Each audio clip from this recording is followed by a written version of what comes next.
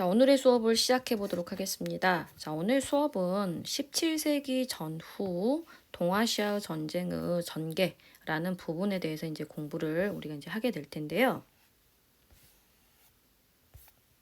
자, 그런데 17세기 전후 동아시아 전쟁의 전개 부분은 들어가기 앞서 지난 시간에 설명이 좀 부족했던 부분을 보충을 좀 하고 넘어가도록 하겠습니다. 자, 17세기 전후 동아시아 전쟁 임진왜란이 일어나기 직전에 일본의 상황, 16세기 상황을 조금 더 확인해 보도록 하겠습니다.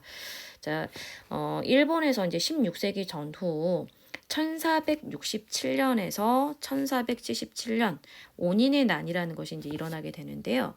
이때 이 온인은 어떤 세력을 뜻하는 것이 아니라 일본에서 그 당시 부르던 연호를 얘기를 합니다. 자, 7년을 온인이라고 이제 부르기 때문에 이 시기를 온인의 난 이렇게 이야기를 하는 이때 1467년에 사용하였던 연호가 온인이기 때문에 온인의 난이라고 얘기를 하는데요. 1467년부터 1477년까지 약 10여 년간 지속된 시기에 난이 이제 곳곳에서 일어나게 되었는데요.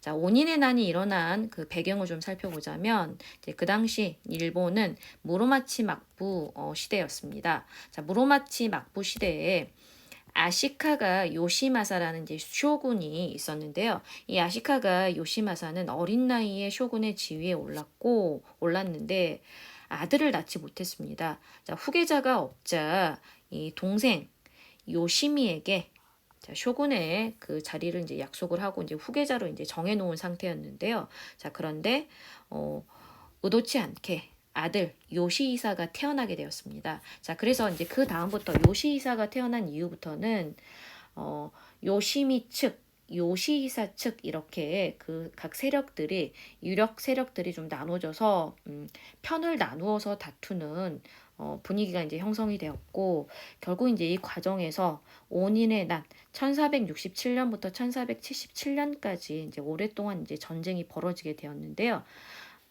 이때 주요 전쟁터가 되었던 교토가 황폐화되었고 이 전쟁이 지방으로 확산되면서 지방 역시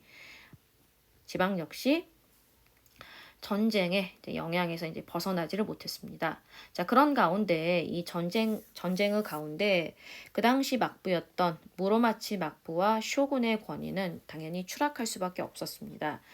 자, 막부와 쇼군의 권위가 추락하는 가운데 이제 그 각자 자신의 영지에서 영지를 독자적으로 지배를 했던 나이묘 세력이 강화되었고 우리는 이 시기 전쟁의 시기에 각 지역에서 자신의 영지를 통치를 하면서 부국강병을 추구하고 대외 교육에 관심이 많았던 이 지방 영주 나이묘들을 센코쿠 다이묘라는 명칭으로 이제 부르게 되는데요. 바로 이 도요토미 히데요시가 권력을 잡았던 시기가 이 센코쿠 다이묘들이 활약하던 이 센코쿠 시대를 통일하고 난 다음이 되겠습니다. 자, 온인의 난에 이어서 조금 더 보충 설명을 해보도록 하겠습니다.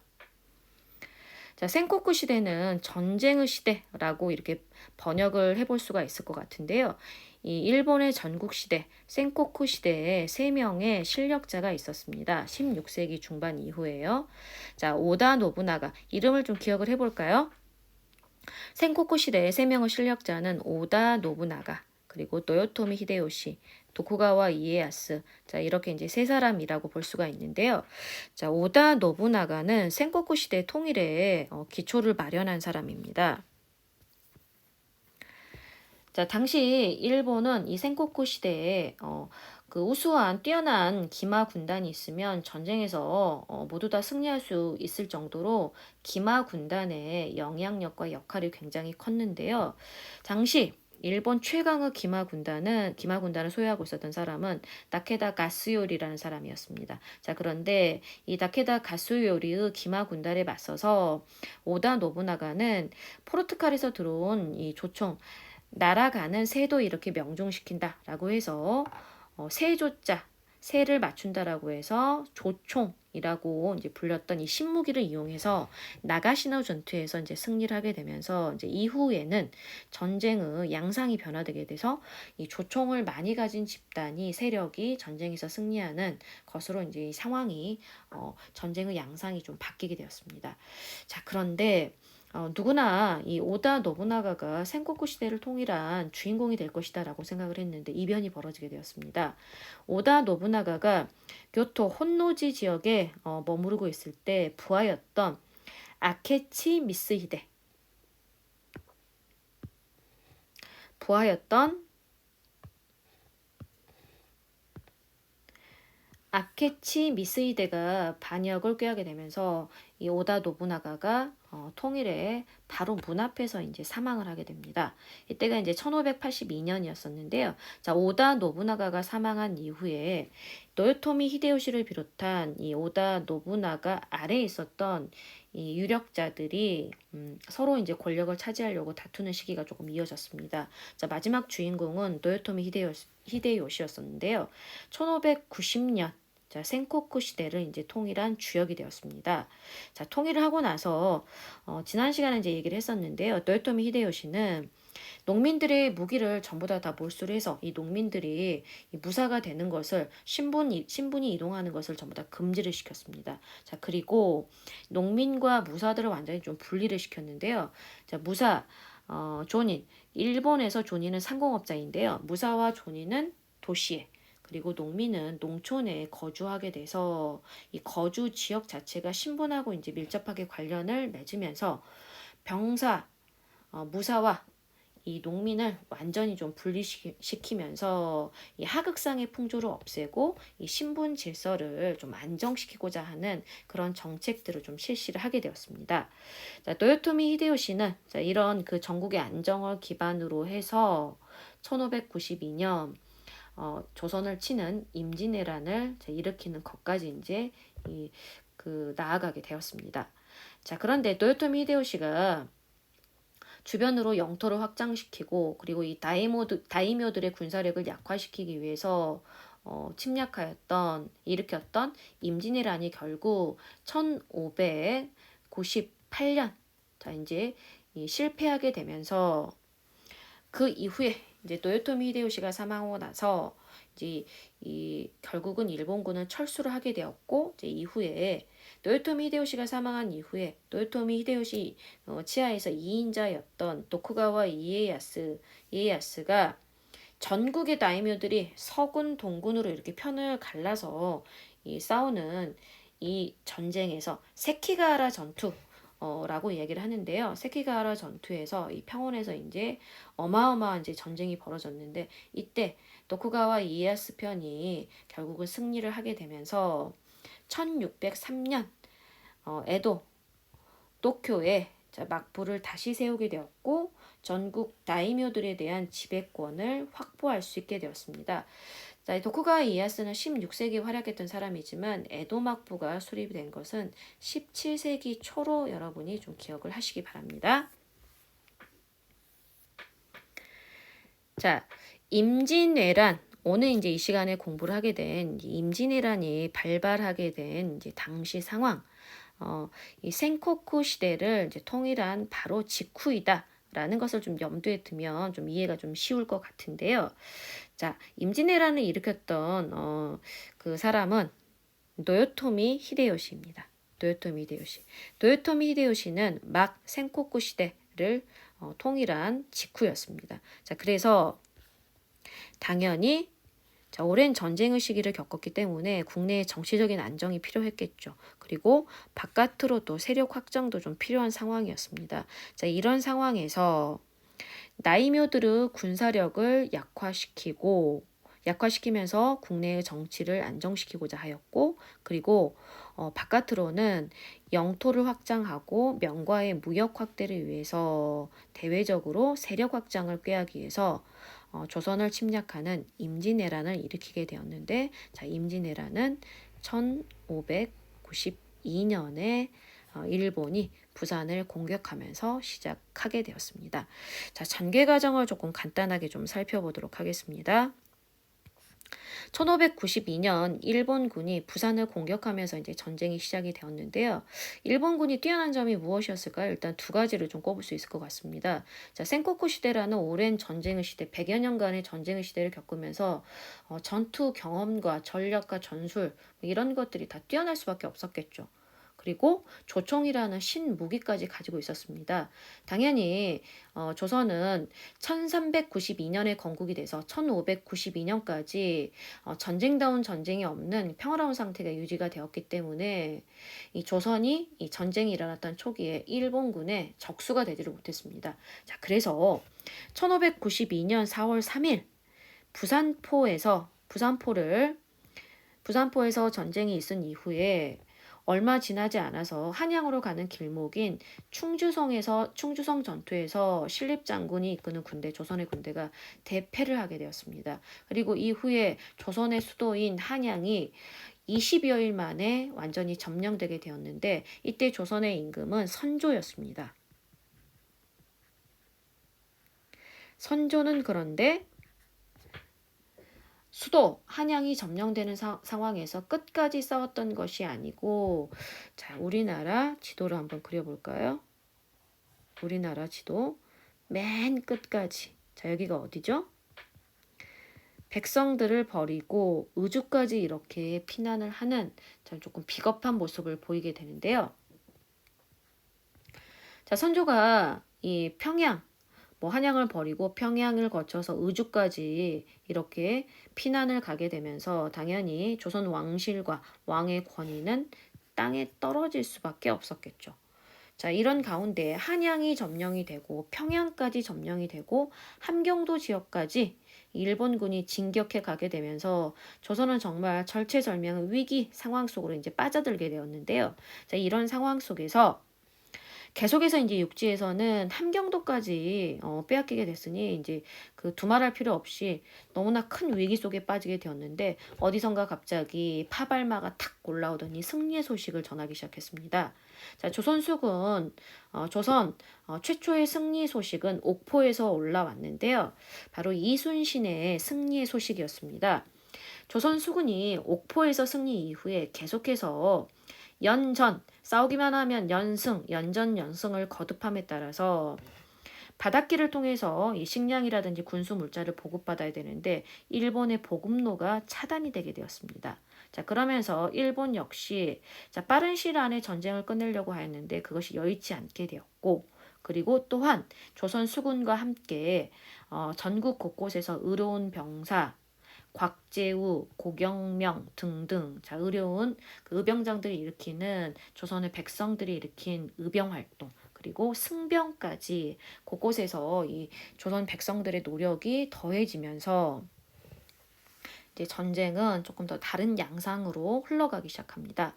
자, 여기다가 조선 수군과 의병의 활약 플러스 명나라가 참전을 결정하게 되는데요. 자, 처음에 1592년 전쟁이 일어났을 때는 명은 그냥 그 조선의 상황을 살펴보고만 있었습니다. 그러다가 일본이 함경도까지 평양을 거쳐서 함경도까지 진격을 하게 되자 요동과 이 명나라의 수도인 베이징이 좀 위험한 지경에까지 빠졌다라고 판단을 하게 되고 이제 전쟁에 참전을 결정하게 되었는데요. 그러면서 이제 전쟁은 조선, 일본, 명나라까지 한중일 3국이 참여하는 국제전의 형태로 이제 전쟁의 양상이 변화되게 되었습니다.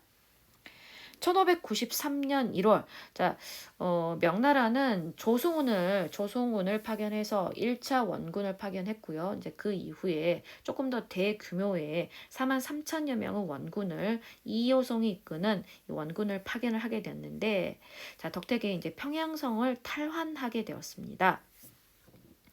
그런데 이 당시 명나라의 국내 상황을 좀 우리가 좀 유심히 좀 살펴봐야 될 것 같은데요. 자, 명나라의 당시 국내 상황이 좀 여의치가 않았습니다. 몽골의 장수였던 보하이가 난을 일으키게 됐고요. 1592년. 자, 그리고 1597년 양응룡이 또 난을 일으켰고, 1592년 임진왜란 참전까지 해서 계속해서 반란과 전쟁에 가담을 하게 되면서 국방비가 들어가니까 어마어마하게 좀 재정 부담이 있었겠죠. 자, 그래서 이 재정 부담이 있다 보니까 국가 재정이 파탄날 지경이었습니다. 국가 재정이 파탄날 지경이 되자 이 명나라 정부에서는 은광을 개발하고 세금 징수를 위해서 환관들을 전국 곳곳에 파견을 하게 되는데, 이 환관들이 제대로 일을 했던 것이 아니라 권력을 남용하고 이 백성들을 조금 약탈하게 되면서 이 곳곳에서 백성들의 불만이 터져 나오기 시작했습니다. 자, 이런 가운데 자, 명나라가 이렇게 국력이 소모되고 쇠퇴되는 가운데 16세기 말부터 이제 17세기 초 여진 쪽이 누르하치를 중심으로 해서 크게 좀 성장하게 되었습니다. 이게 이제 명나라의 당시 상황이었는데요. 당연히 명나라는 좀 여의치 않은 상황이었습니다. 그래서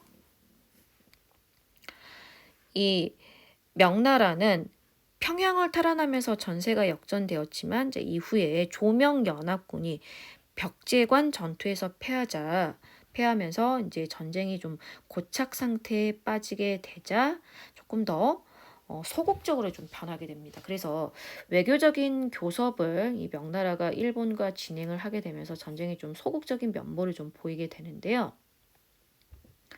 자, 이때 그 명나라의 재정 부담이 은 580만 냥, 1년 조세 수입의 한 2배 정도에 이를 정도로 부담도 크고, 그리고 명예 국내 상황도 여의치 않은 상황이었기 때문에 결국 이제 외교적인 교섭으로 풀어가고자 하는 이제 노력이 이어졌습니다.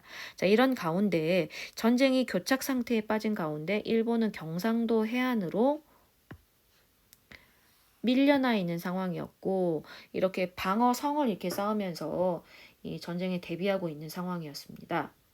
철수를 위해서 명과 교섭을 하면서 이 해안지대에 이 방어할 수 있는 이제 그 군사 기지를 이렇게 조성을 하면서 이제 전쟁에 좀 대비하고 있었는데요. 자, 이때 이 협상을 전개를 하는 과정에서 일본이 요구했던 사항이 있습니다.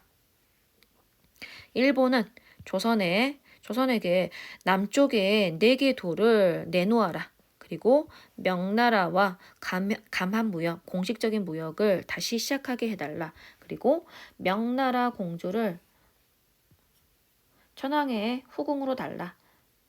조선의 왕자를 일본에 보내라. 뭐 등등 굉장히 무리한 요구를 했기 때문에 결국 3년 동안에 걸친 이 휴전 협상이 깨지게 됐습니다. 빡 이렇게 이제 깨지게 됐는데요. 자, 결렬이 되면서 1597년 일본은 다시 조선을 침략하게 되었는데, 자, 1597년이 바로 정유년입니다. 그래서 1597년 일본의 재침을 정유재란이라고 이야기를 하는데요. 자, 정유재란이 벌어졌을 때는 조선도 이미 전쟁에 상당 부분 좀 대비를 하고 있었기 때문에 1592년처럼 뭐 거의 무자비하게 무방비 상태로 무너지지는 않았습니다. 자, 그런데 이 정유재란 시기에도 굉장히 어려움이 있었는데요.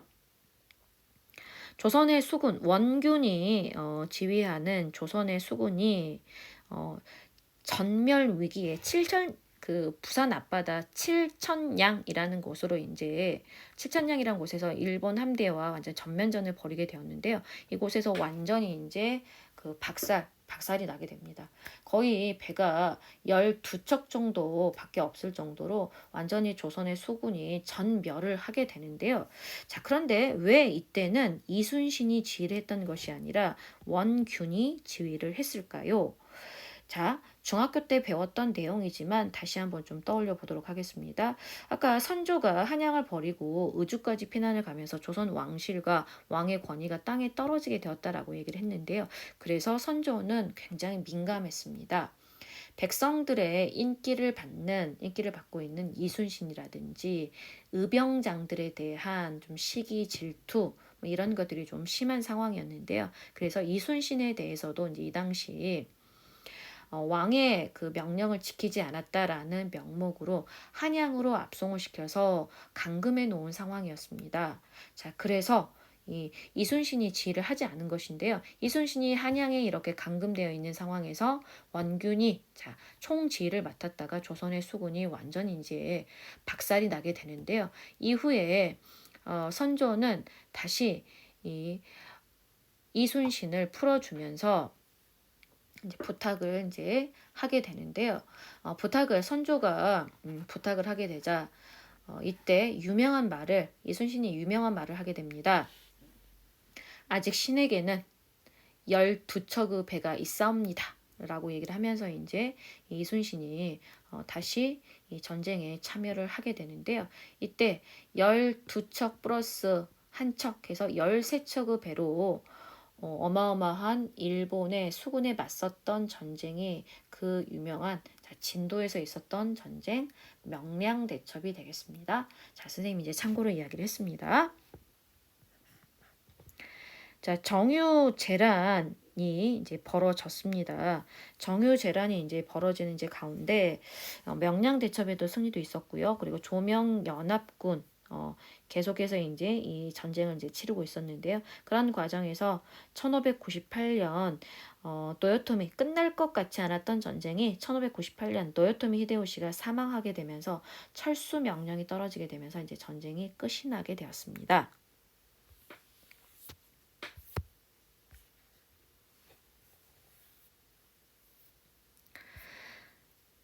자, 전쟁이 끝이 났는데요. 임진왜란을 바라보는 각국의 그 시선들은 좀 상당히 틀렸고 이 임진왜란에 대한 평가도 좀 달랐던 것 같습니다. 자, 임진왜란은 우리 조선의 입장에서 승리한 전쟁일까요? 아니면 패배한 전쟁일까요?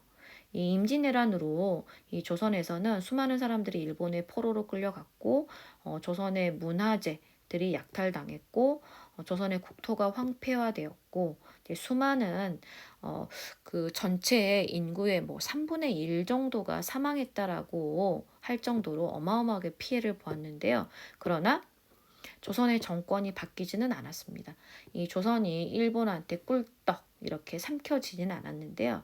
자, 그런 점에서 이 임진왜란을 바라보는 평가 굉장히 좀 다양할 것 같은데요. 일단 자, 임진왜란을 바라보는 각기 다른 시각 명칭으로 좀 확인하도록 하겠습니다. 자, 조선에서는 임진왜란, 정유재란이라고 얘기를 해서 일본이 조선을 침략했다. 이 침략의 주체가 일본이다라는 점을 좀 분명히 하고 있습니다. 그리고 일본에서는 그런데 좀 명칭이 틀리네요. 일본에서 사용하였던 연호, 분노쿠와 게이초를 그대로 사용을 하고 있습니다. 분노쿠와 게이초 시기에 게이초의 일본말로 노가 으라는 뜻인데요. 블로쿠 발음이 조금 안 되네요. 분노쿠, 게이초, 에키. 자, 전쟁이란 뜻입니다. 그래서 이 침략의 책임이 일본에 있다라는 것을 싹 지우면서 그냥 분노쿠, 게이초 시기에 있었던 전쟁이다. 이렇게 이제 표현을 하고 있습니다. 근데 명나라는 조금 특이하네요. 항회 원조, 라고 이제 이 전쟁을 부르는데요. 일본에 대항하면서 조선을 도왔다. 자, 이 명칭은 왜 나왔을까요? 바로 이 명나라가 동아시아 질서를 주도하는 그런 주도적인 위치에 있었다라는 것을 강조하기 위해서 항외원조라는 좀 표현을 좀 쓰고 있습니다. 자, 그렇다면 각각 다른 이런 시각의 명칭이 존재하는데 객관적인 시각의 용어라면 어떤 용어를 사용할 수 있을까요? 선생님이 생각하는 객관적인 시각의 용어는 조선과 일본 사이에 있었던 전쟁 혹은 명나라도 참전했었기 때문에 이 명나라가 좀 빠지면 안 된다라고 해서 그냥 시기로 임진 뭐 전쟁 자 뭐 등등등 뭐 이런 그 다양한 이런 뭐 용어를 사용할 수가 있는데요. 그런데 임진 전쟁도 일본의 그 침략의 주체가 일본이다라는 점이 좀 빠져 있다라는 점 또 한계네요. 그리고 조일 전쟁은 명나라가 또 빠져 있다라는 점이 또 한계네요. 어떤 용어가 자, 사용할 수 있는 좋은 용어일까요? 자, 여러분도 한번 생각해 보시기 바랍니다.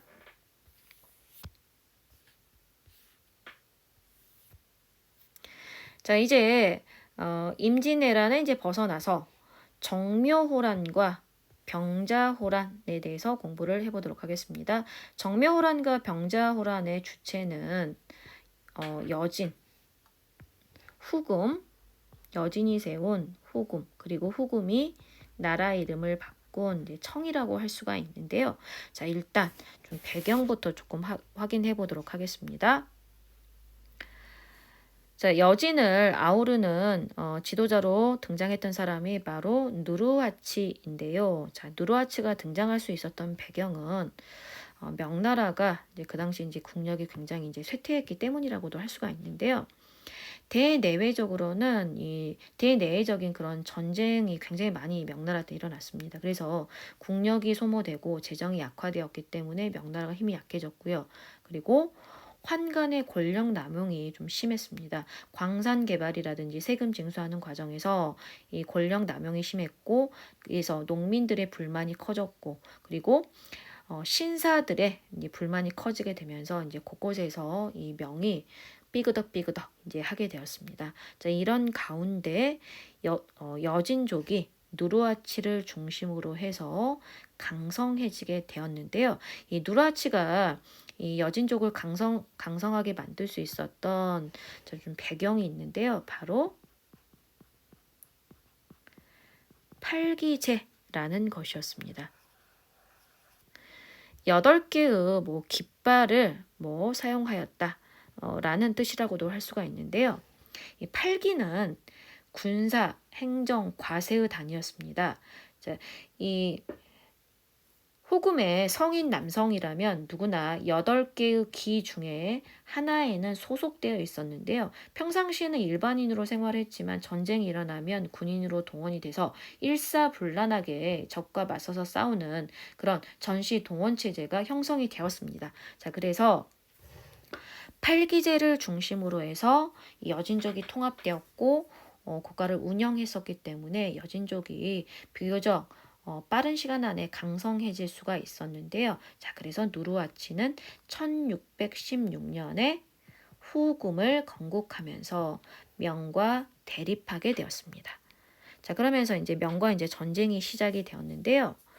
자, 명과 이제 전쟁이 이제 시작이 되자 명은 이제 그 당시 국력이 굉장히 소모되었고 어려운 상황이라고 얘기를 했죠.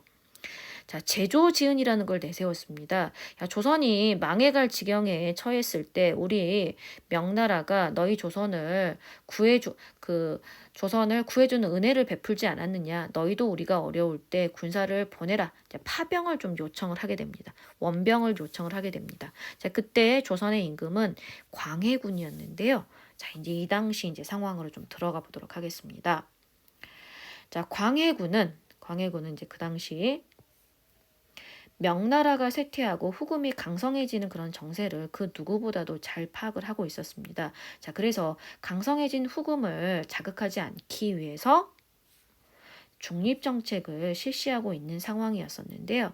자, 그러나 이 명나라의 끈질긴 파병 요청, 그리고 야, 이 명나라한테 은혜를 입었는데 어떻게 이 은혜를 갚지 않을 수 있느냐. 그것은 뭐 짐승과 같은 행동이다 라면서 이 대신들의 요구에 더 이상 자 이제 거부를 할 수가 없었기 때문에 이 광해군이 강홍립을 지휘관으로 삼아서 이제 파병 요구에 응해서 이제 파병을 하게 되었는데요. 이 강홍립을 파병하면서 그런데 이 광해군은 밀서를 보내게 됩니다. 후금과 맞서 싸울 생각은 없다. 자, 그런데 이제 명나라의 파병 요구 때문에 어쩔 수 없이 일단 파병하는 것이다. 자, 이런 것들을 좀 분명하게 좀 밝혔고, 이 강홍립에게는 적극적으로 전쟁에 참여하지 말라는 자, 그런 이제 의사를 좀 전달하게 됩니다. 강홍립은 자, 그래서 사르우 전투에 참여하였을 때 후금에 이제 투항을 하게 되는데요. 덕택에 이 조선은 후금이 강성해졌지만 우호 관계를 계속해서 좀 유지를 할 수가 있었습니다. 자, 이때가 이제 광해군 정권 때 대외 정책이었었는데요. 그런데 상황이 이제 급변하게 되었습니다. 인조 반정으로 서인 정권이 권력을 1623년에 이제 차지하게 되면서 중립 외교 정책이 아니라 명나라와 친하고 후금을 배척하는 친명배금 정책을 실시하게 되었습니다. 친명배금 정책을 실시하게 되면서 후금과의 관계가 급격히 냉랭해지게 되었고, 자, 이런 가운데 평안북도, 자, 칠산, 가도에 있는 평안북도 칠산 앞바다에 있는 작은 섬 가도에 있는 이 모문용을 이제 적극적으로 이제 조선 정부에서 좀 지원을 하게 되었는데요. 자, 이것에 반발을 하게 되면서 자, 후금의 홍타이지는 조선을 좀 침략을 하게 되었습니다. 자, 이때가 1627년의 일인데요.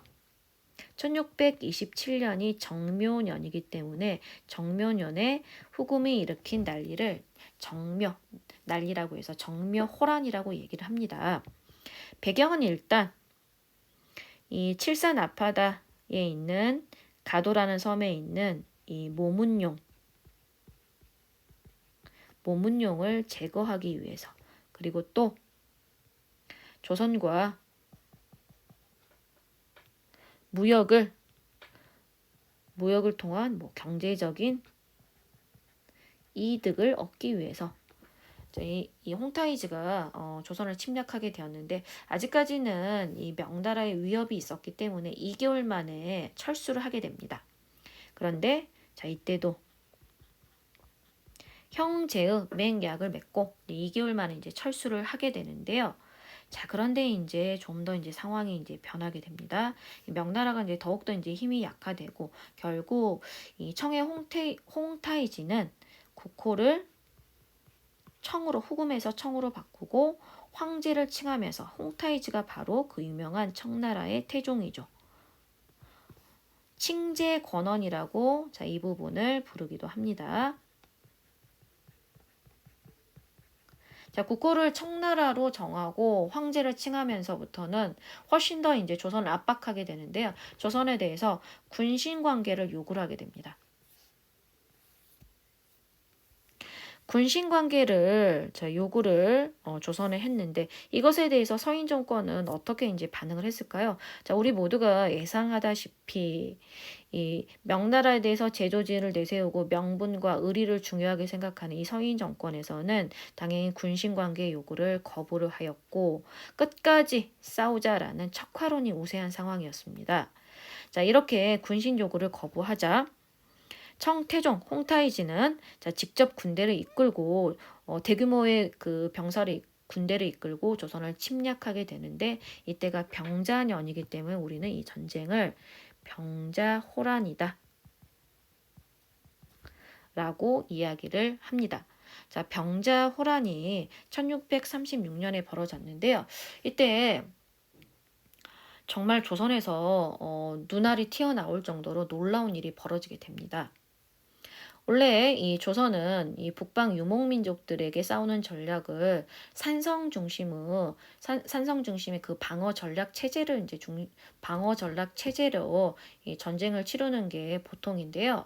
그래서 이제 성을 주변으로 해서 그 방어를 하면서, 그리고 조금 또 나가서 이제 싸우면서 이게 보통 이제 전쟁을 치르는데, 이 홍타이지는 이 산성을 요리조리 피해가면서 최단시간 내에 수도 이제 한양 부근까지 바로 이렇게 거의 7, 8일 만에 이제 진격해서 와버리게 됩니다. 그래서 조선 정부에서는 일단 끝까지 맞서 싸우자라는 생각으로 강화도로 일단 수도를 옮기고 이 강화도에서 항전하자라고 결정을 했는데, 너무 빨리 이렇게 청나라 군대가 내려오다 보니까 국왕 인조가 강화도로 들어가지 못하고 이 청나라 군대에 맡겨서 이 남한산성으로 이제 들어가게 되었습니다. 자, 남한산성은 군량미라든지 여러 가지 것들이 이 대규모 이 피난 국왕이라든지 대신이라든지 백성, 이 피난민을 받아들일 만한 준비가 되어 있지 않은 상황이었습니다.